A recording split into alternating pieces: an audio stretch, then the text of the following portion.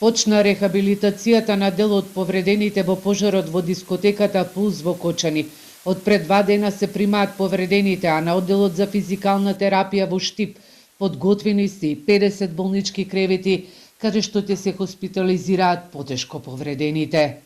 Пациентите почнавме да ги примаме од пред ден-два, а сите капацитети во клиничка болница Штип, тоа се 50 легла стационарни и капацитетите на одделението за физикална терапија при јавна здравствена установа Општа болница со проширена дејност Кочани се ставени во функција.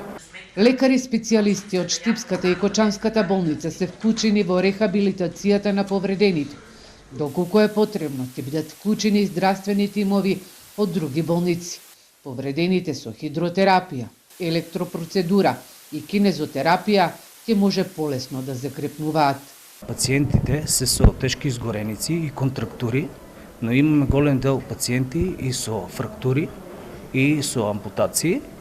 Таму ќе имаме целосна рехабилитација на скршениците и изгорениците, но и вежби за дишење кои се дел од рехабилитацијата на пациентите со изгореници.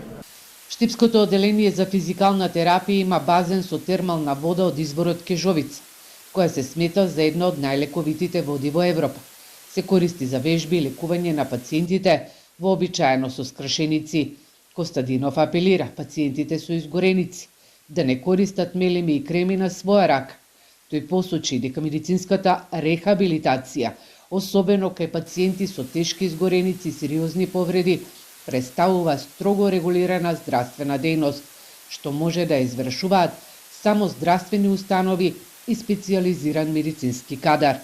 Несоодветна физиотерапија без медицинска проценка може да доведе до несакани последици по здравјето на пациентите.